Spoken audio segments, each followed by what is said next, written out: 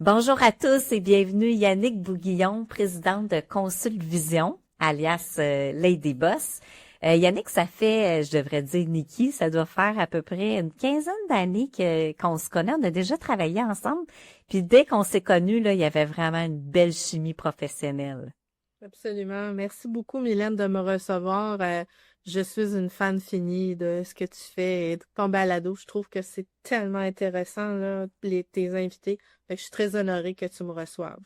Ça me fait plaisir, Yannick. T'es considérée comme la Mary Poppins des affaires, mais avant d'avoir été considérée la numéro 1 en gestion du changement au Québec, qu'est-ce que tu as fait? Est-ce que tu peux nous parler un petit peu plus de ton parcours? Eh là là, Mylène, eh bien, comme tu sais, comme tu l'as dit, ça fait un petit bout qu'on se connaît. J'ai été pendant une quinzaine d'années en cabinet de coaching auprès des femmes d'affaires initialement qui voulaient concilier famille-travail. Donc, j'étais au tout début de la vague des coachs, au début des années 2000. Fait que ça fait longtemps là, que je roule ma bosse. Ça m'a amené à voir des gens, des femmes extraordinaires. J'ai pu les aider et ça a été une très belle période de ma vie. J'ai pu les accompagner aussi dans la mise en place de processus dans leur entreprise parce que souvent, on s'est rendu compte qu'elles ne pouvaient pas prendre du temps pour elles parce que leur entreprise était peut-être pas aussi bien structurée. J'ai fait mon chemin comme ça. Je me suis ramassée à faire l'optimisation des processus pour des entreprises aussi. Après ça, j'ai été assez chanceuse qu'on m'offre d'écrire un livre sur vraiment la gestion de vie. Tu sais, Mylène, il y a quelque chose qu'il faut que j'avoue, là, c'est que moi, mon cerveau, là, c'est une machine à idées. Ça arrête jamais.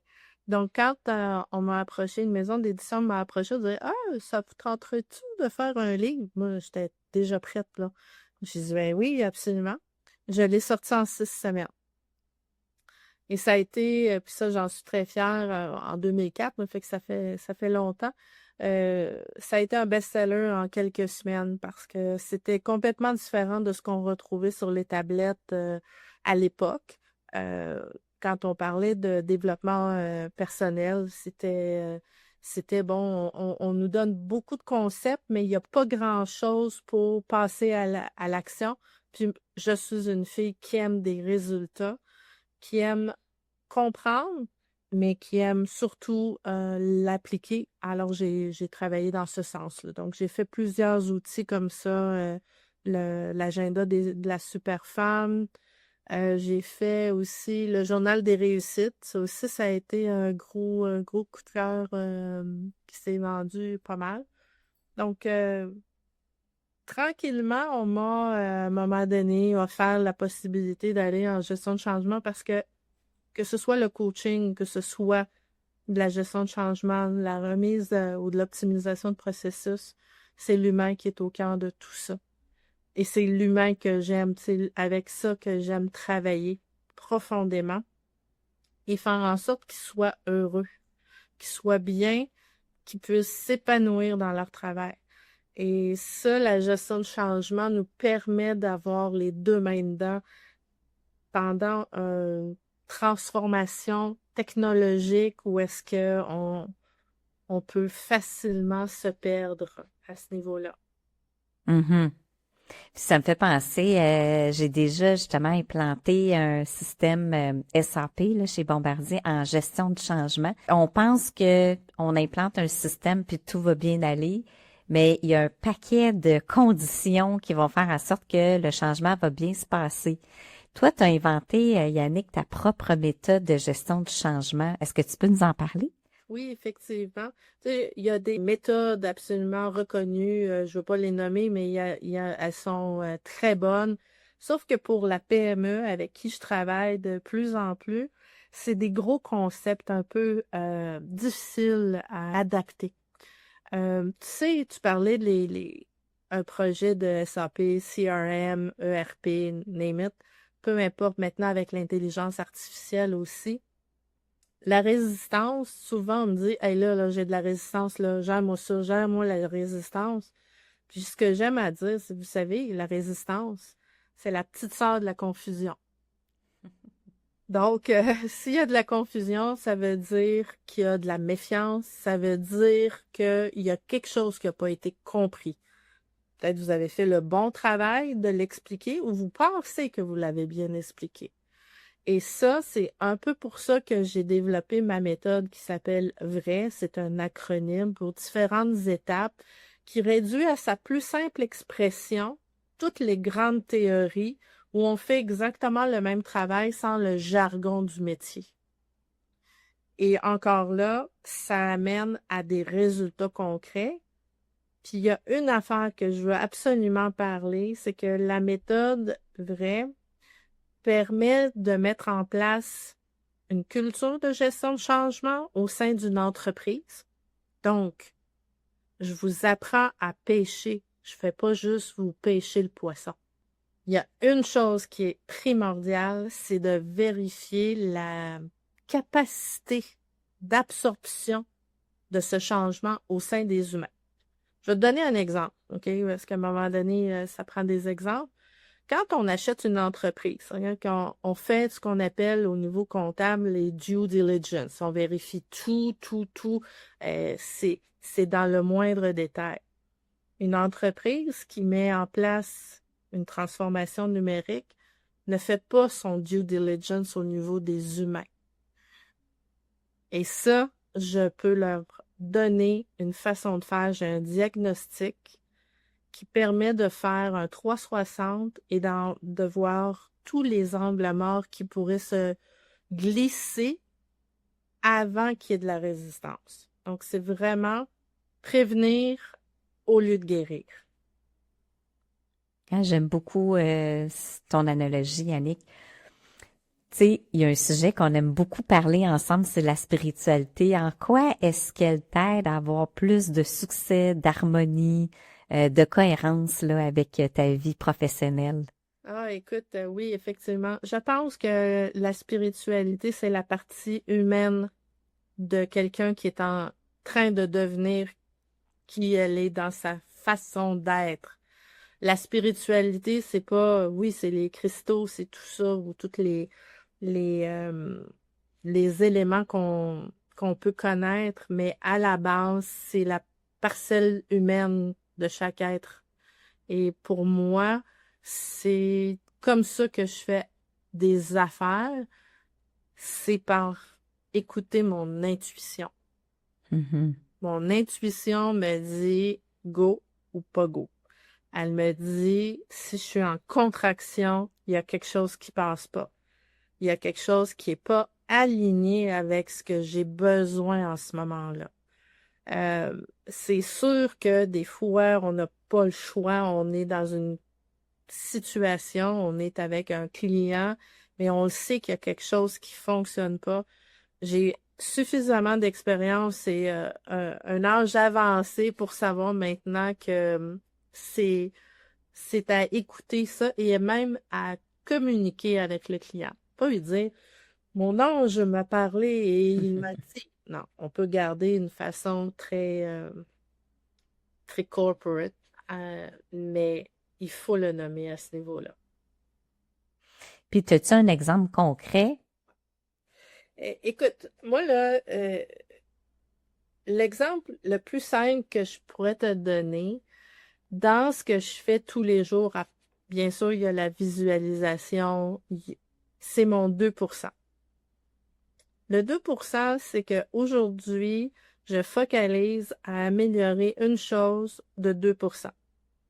Que ce soit mon alimentation, que ce soit dans ma vie privée, mais aussi au niveau de mon entreprise, au niveau de mes clients. Et ça m'amène, tu sais, un paquebot, on peut le faire changer de cap rapidement, mais il peut verser, tandis que si tu le fais changer juste 2 degrés par 2 degrés, on obtient le même résultat. Puis en affaires, je pense que c'est la même chose.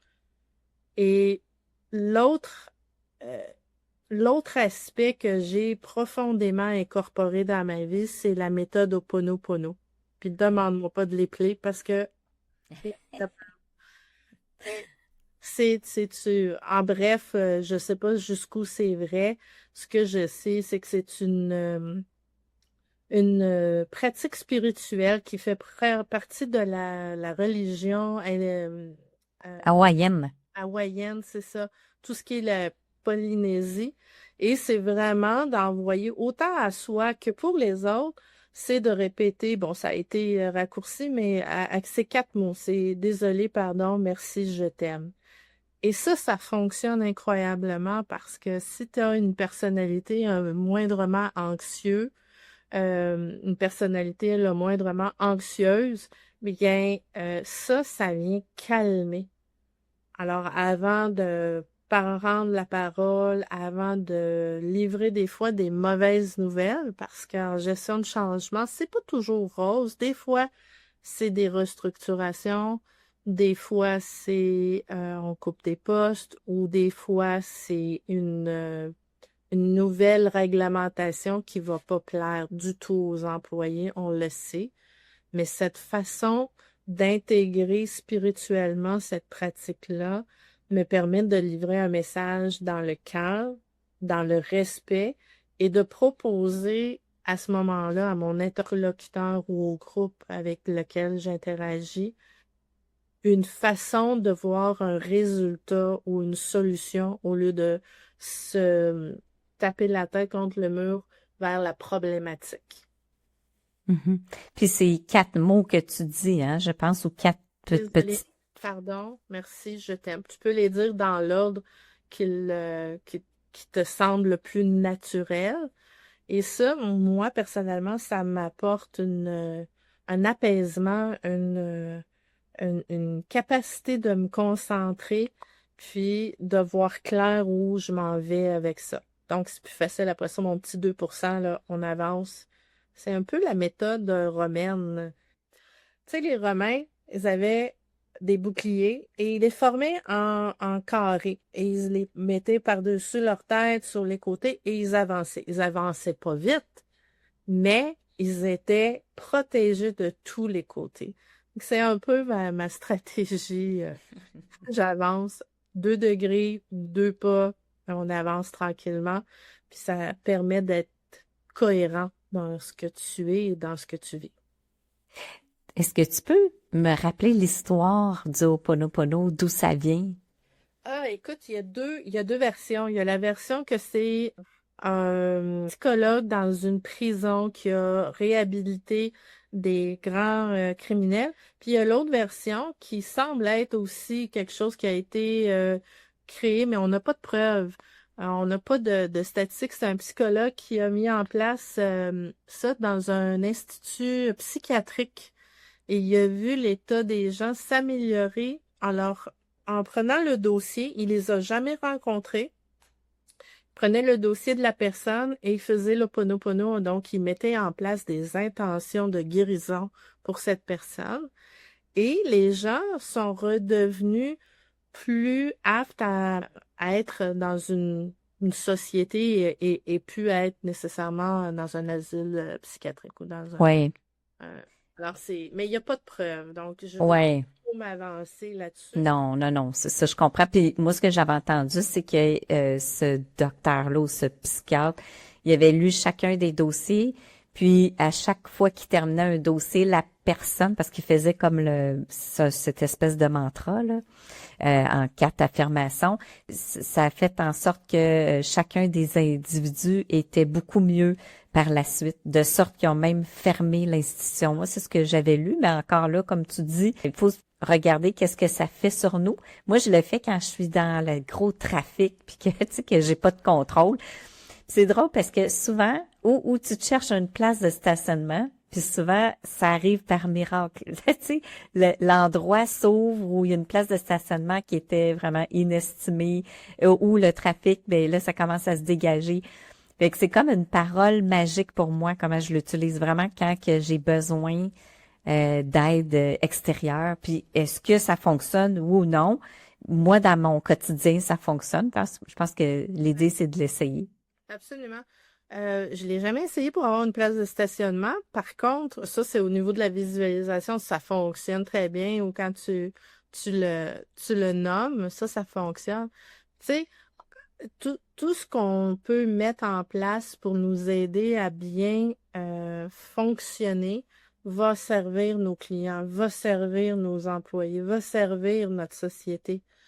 Je te dirais que la, on connaît la prospérité, on connaît, ou j'ai connu, je connais la prospérité, les résultats, mais je découvre de plus en plus l'abondance. Et je crois qu'il y a une fenêtre distincte de ça.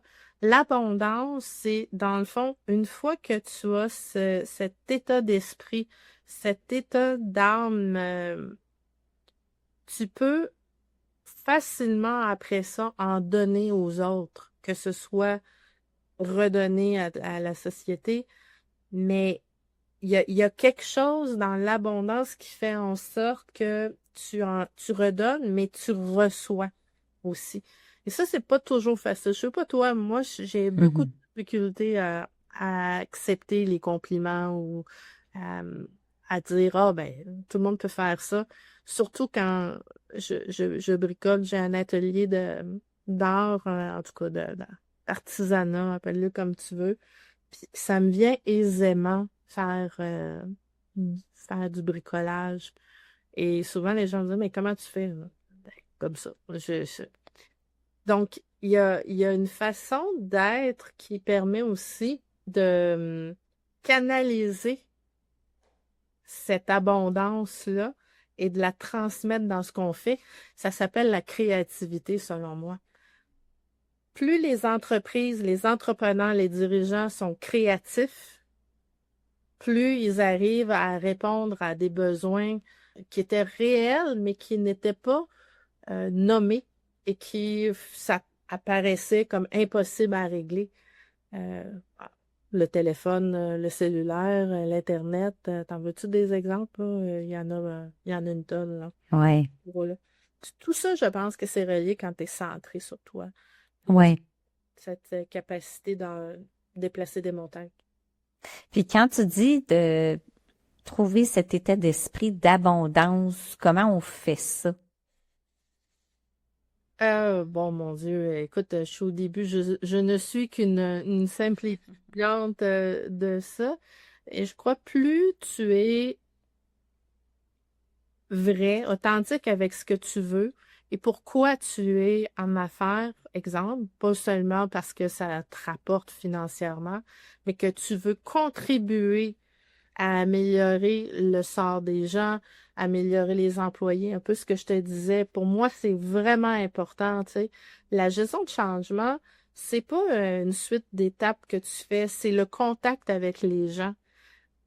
J'ai envie de te donner une anecdote, un gros mandat que j'ai fait il y a plusieurs années. Puis on allait dans les différentes euh, localités et les gens étaient hyper stressés du changement qui s'en venait. Pourtant, ils avaient été informés et tout ça, mais ta perception est basée sur ce que tu vis. Donc, si tu vis des choses difficiles, que tu as l'habitude de tout est anxiogène, tu vas le recevoir, ta perception, tu vas le recevoir de façon négative et tu vas paniquer.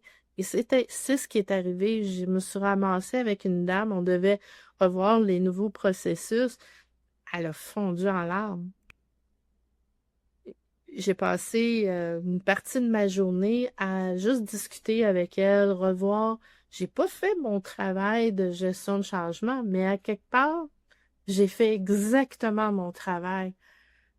C'est on a éliminé les résistances ou les perceptions qui lui faisaient douter que ce nouvel outil allait lui servir. Puis en bout de ligne, elle est devenue le plus grand ambassadeur de la transformation. Mais ça, il faut s'arrêter. Et c'est ça, redonner. Tu sais, je dis tout le temps, hein, c'est devenu un peu mon slogan, c'est si votre projet technologique touche des humains, vous avez besoin de gestion de changement. Point. Tu peux pas avoir un projet, de la gestion de projet, une partie intégrante d'une gestion de projet efficace, c'est le module de gestion de changement. Je t'apprends rien. Et dans la PME qui n'a pas nécessairement un bureau de projet, qui n'a pas nécessairement euh, des structures en place à tout casser, c'est pas des concepts qu'ils ont l'habitude de voir. Ils sont pas familiers à ça, comme la très grande entreprise qui a des départements complets là, de gestion de projet bien Mm. structurés. Et et ça, c'est ça que je veux que les dirigeants comprennent, c'est que prenez soin de vos humains, dites-leur comment et pourquoi ce changement-là va être bénéfique pour la collectivité. Il y a des façons de le faire adéquatement et vous allez voir que vous allez avoir des ambassadeurs au lieu de des détracteurs. Et ça, c'est ma mission. Oui, puis parlant de connecter, parce que je voulais faire aussi le lien avec tes pratiques spirituelles. Tu sais, est-ce que tu as des pratiques particulières le matin? Ça peut être le midi, le soir avant de te coucher. Ou est-ce que tu as une pensée que tu aimerais partager, que Oui, tu as? oui, écoute, pour pouvoir faire le travail qu'on fait, puis d'être connecté aux humains, des fois les bonnes énergies comme les moins bonnes, tous les matins, je fais la même chose. Quand je me réveille, je passe en revue tout mon monde, je dis merci à tout le monde, je protège tout mon monde, je fais de la visualisation, des méditations, je fais de l'exercice, je fais du stretch. Euh, je peux pas fonctionner sur une chaise pendant 6 7 heures si j'ai pas fait ce genre d'exercice. Et après ça, ben, j'organise ma journée en fonction de mon état. Donc, si j'ai plein d'idées dans la tête, ça va être une journée probablement d'écriture. Tu sais, je vais pas me forcer à aller voir des clients si c'est déjà réservé, oui, mais c'est pas rare que je vais déplacer des choses pour suivre ça. Et j'ai arrêté de me taper sur la tête parce que je ne faisais pas ce qu'on est supposé faire, mais que j'écoutais et ça me sert. Tu sais, ça fait 26 ans que je suis en affaires et ça me sert, ça ne me nuit pas. Puis, de toute façon, tu préfères m'avoir dans ton bureau pour t'aider ou t'expliquer, disons, le rapport qui vient avec ton diagnostic. Tu veux que je sois hot, là. Tu sais, tu veux pas que je sois dans ma tête parce que je n'ai pas le goût d'être là. Ouais. Mhm. Fait- fait- à ce niveau-là, je suis assez honnête avec moi-même, puis je le fais. Quand je ferme le bureau, je ferme le bureau. Je ne regarde pas, je n'ai pas LinkedIn sur mon téléphone personnel. Souvent, l'été, l'hiver, c'est sûr que non, mais je fais de la moto. Je pars pour une petite ride et ça réenligne les éléments de ma vie. Puis s'il y a eu des contrariétés, et là, le soir, ben, je les amène pas à la maison. Il y en a qui sont pris dans le trafic pendant 3 heures, puis ils ont le temps d'arriver à la maison puis d'avoir décompressé. Ben moi, c'est j'embarque ça et j'ai le cheveu au vent. Comment est-ce qu'on peut t'aider? Dernière question pour toi, Yannick. Si vous êtes un dirigeant ou si vous connaissez des dirigeants de PME qui vous disent, bon, là, j'installe un CRM, là, je fais mon virage technologique, là. Disez, là, à ta minute, là. T'as-tu parlé à la Mary Poppins du changement, là? Parce que il faut que tu fasses, et je suis très sérieuse quand je dis ça, n'engagez pas des frais d'engager des contrats pour des centaines de milliers de dollars là, pour une entreprise sans avoir validé que vos gens vont suivre. Parce que les statistiques le disent, ça coûte 5 fois plus cher de refaire le projet, qui est souvent refait en minimum 3 fois. Fait que calcul, là, 100 000 plus 100 000, Ouais. un autre 100 000. Les gens, ils sont saturés, ils te voient y arriver avec ton projet. Ils disent, ben oui, on va te faire comme les 2 premières fois que ça n'a pas marché, j'embarque pas. Donc, prenez le temps de faire l'évaluation, le rapport, on va avoir l'heure juste. Et tu sais quoi? C'est subventionné hein, par Service Québec. Donc, le client, le dirigeant, a presque rien à perdre, puisque de toute façon, c'est subventionné, il va avoir l'heure juste, il va avoir un rapport, Dans ce rapport-là, il va avoir les actions critiques à faire dès maintenant. S'il veut le faire seul, il va, merci beaucoup, bonjour. S'il veut mon aide, je vais l'accompagner bout en bout jusqu'à l'accomplissement de son projet.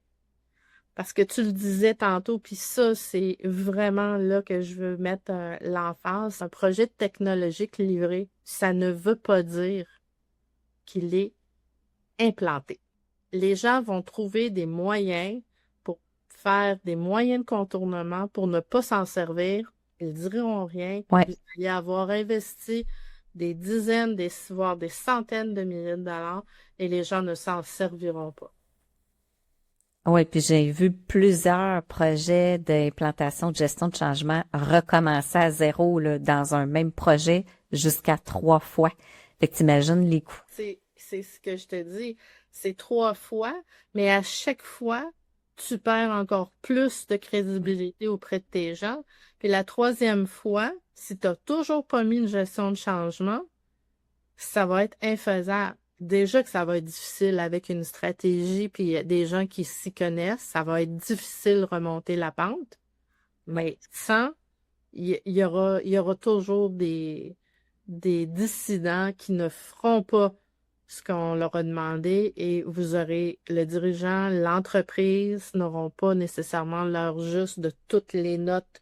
Si c'est dans un CRM, ils vont perdre des leads, ils vont perdre de l'information précieuse parce que les gens vont avoir un système sur le côté qui est Ouais. pas rentré pour tout le monde.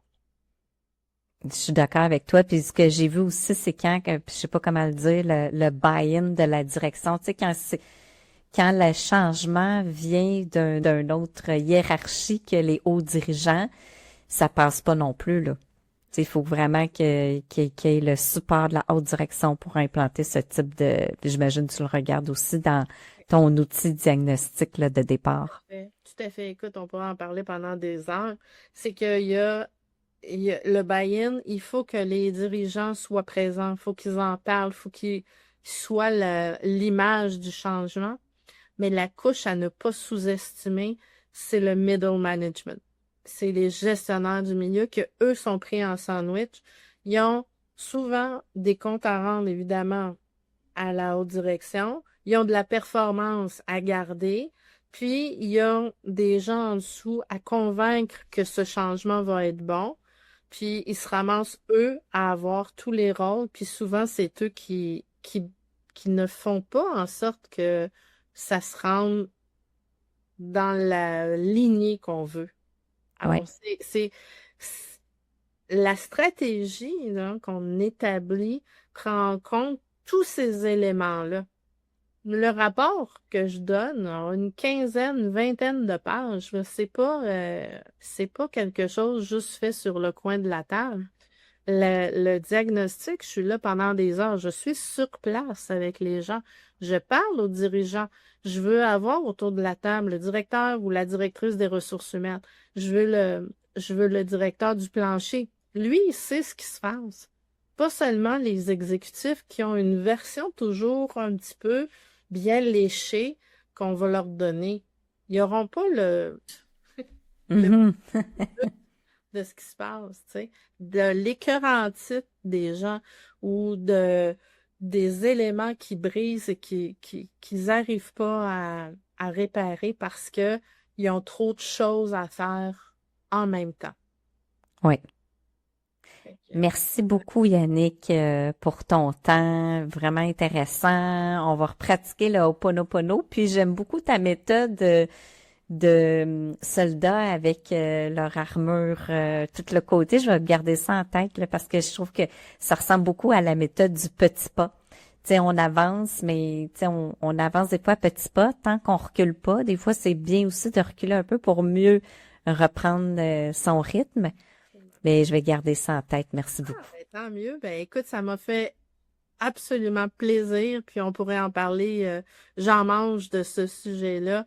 Je pourrais en parler pendant des heures, mais merci beaucoup. Puis encore là, n'hésitez pas, mon site est là. Les gens, ils ont aussi la possibilité d'avoir des cliniques pour les dirigeants. C'est un projet, c'est in and out, facile. Tu as accès à moi 3 rencontres, une par mois, t'amènes une problématique, puis on la fait ensemble, c'est laser, t'es accompagné, t'as un guide. Fait que n'hésitez pas, ne trouvez pas d'excuses de ne pas avoir mon aide parce il y en a pour le menu Oui. est là pour tous les goûts. Oui. C'est consultevision avec un s.com.